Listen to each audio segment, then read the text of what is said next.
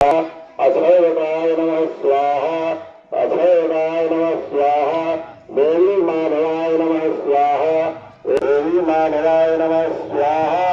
ओम अयोध्या मथुरा माया काशी कांची अवंतिका नमः स्वाहा, ओम दुर्गा देवी नमः स्वाहा, मात तीर्थचर कमली नमः स्वाहा, मात तीर्थचर कमली नमः स्वाहा, श्री विष्णु नमः स्वाहा, श्री नमः स्वाहा, नमः स्वाहा, नमः आहुति देना चाहते हैं आकर के यहाँ आहुति दे सकते हैं। श्रीमन महागणाधिपते नमः स्वाहा, श्रीमन महागणाधिपते नमः स्वाहा। मात्र शक्ति भी दे सकती हैं, जो माताएं हैं वैसी आहुति दे सकती हैं। श्रीमन महागणाधिपते नमः स्वाहा, ओम मित्राय नमः स्वाहा, ओम मर्काय नमः स्वाहा, ओम मरीचाय नमः स्वाहा, ओम भानवे नमः स्वाहा, ओम भास्कराय नमः स्वाहा, ओम नवग्रहाय देवताभ्यो नमः स्वाहा, ओम नवे नमः स्वाहा, ओम चंद्राय नमः स्वाहा, ओम भौमाय नमः स्वाहा, नमः स्वाहा, पृथ्वीभ्यो नमः स्वाहा, श्रीमन महागणाधिपते नमः स्वाहा, अस्थान देवताभ्यो नमः स्वाहा, अस्थान पुरुषभ्यो नमः स्वाहा। ओम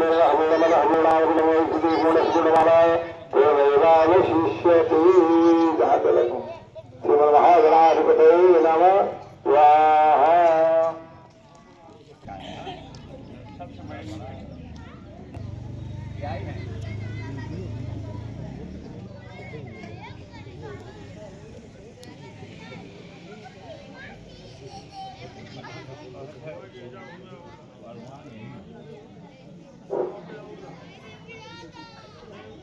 कार्यक्रम की अपील करेंगे अपने भारत माता के उत्थान के लिए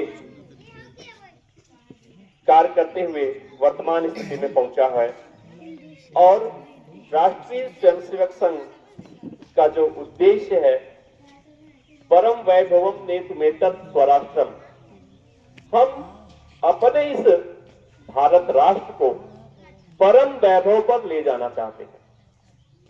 भारत विश्व गुरु था कभी, तो हम पुनः भारत को हिंदू राष्ट्र और विश्व गुरु बनाने के लिए लगातार प्रयासरत हैं।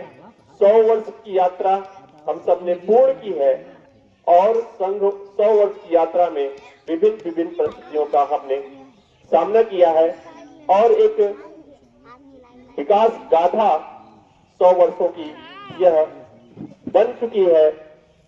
तो आज के इस हिंदू सम्मेलन कार्यक्रम में मैं आदरणीय जटाशंकर जी भाई साहब, जो हम सबके मार्गदर्शक रहे हैं, वर्तमान में कथावाचक के रूप में आप विख्यात हैं, आपसे विनम्र आग्रह है कि आप आज के कार्यक्रम का जो मुख्य विषय है हम सबके बीच में रखने की कृपा करें। आदरणीय जटाशंकर जी भाई साहब। गुरु चतुर नाम बपुए, इनके पद वंदन किए, नास नयने। परम पवित्र माता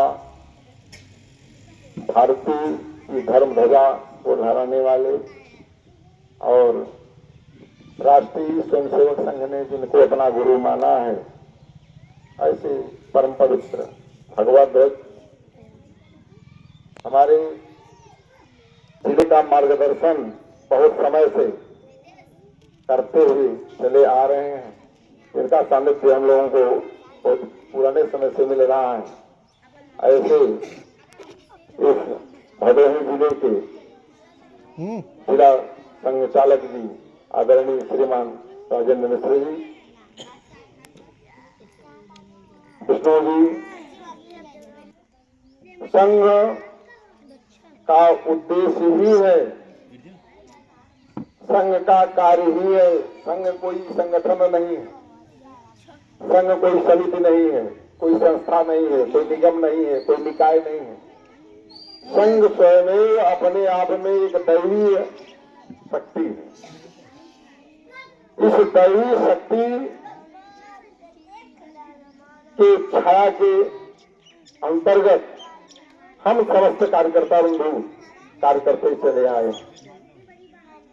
सन 1925 में नागपुर के छोटे से स्थान पर, जहां कई बार आगमन हम लोग गए हैं, उस स्थान पर कुछ बच्चों के साथ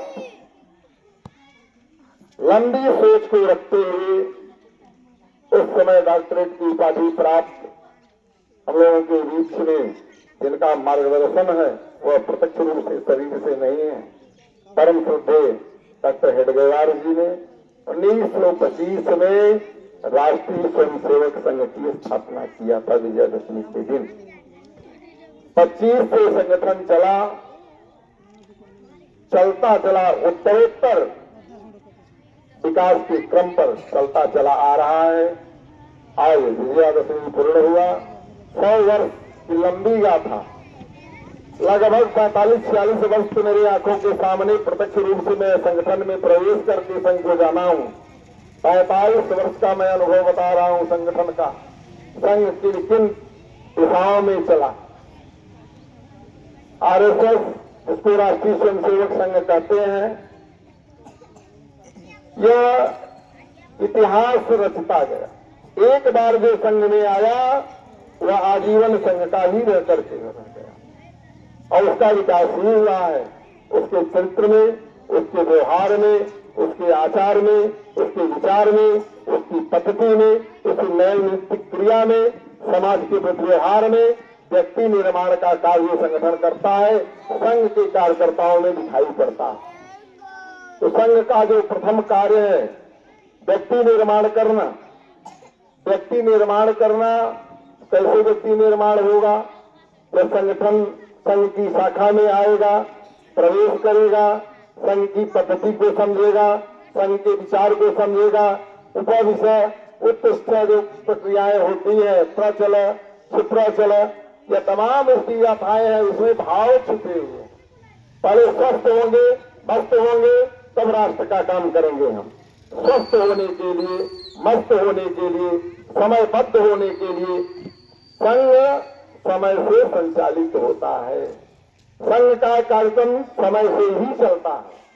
संघ नेताओं की कोई कड़ी नहीं है कि नेता आएंगे, भाषण देंगे, इधर देंगे, उधर देंगे। संघ का कार्यक्रम अपना है, एक दिशा में सम्यक रूप से भारत माता को परम वैभव पर ले जाने के लिए प्रतिबद्धता जाहिर करना। हम भारत माता को परम वैभव पर ले जाएंगे। भारत माता परम वैभव पर जाएंगी कैसे? जब यहाँ का हिंदू समाज मजबूत होगा, हिंदू समाज जब सबल होगा तब राष्ट्र सबल होगा।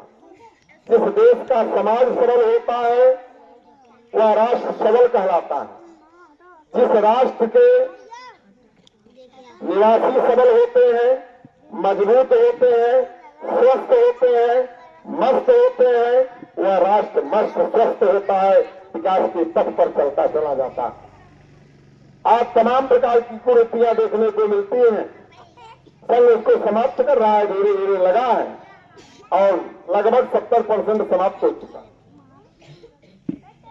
हमारे समाज में, हिंदू समाज में बहुत बड़ी कुरीति है नशाखोरी की।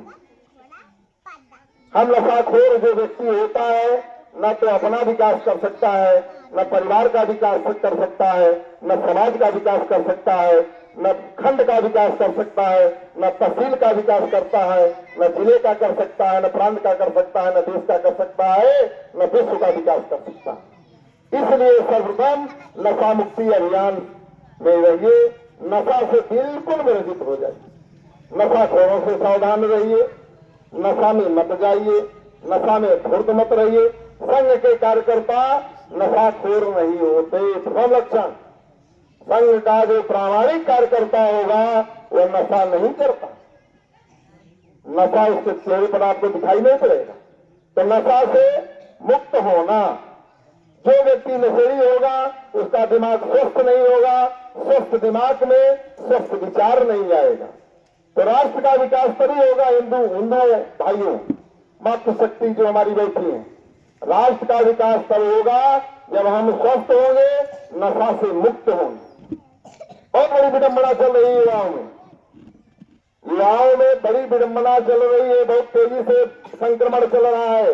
आइए गुटखा फाड़िए, तमाम प्रकार के नशाखोरी उसमें है, गर्दा इत्यादि मिला करके उसको दिया जाता है, नशे में मुक्त है, एकदम मस्त है, जो काम चाहिए ले लीजिए। तो राष्ट्र विरोधी गतिविधि में भी संलिप्त हो जाते हैं नशा के चक्कर में। नशा के लिए पैसा मिलेगा नहीं उनको,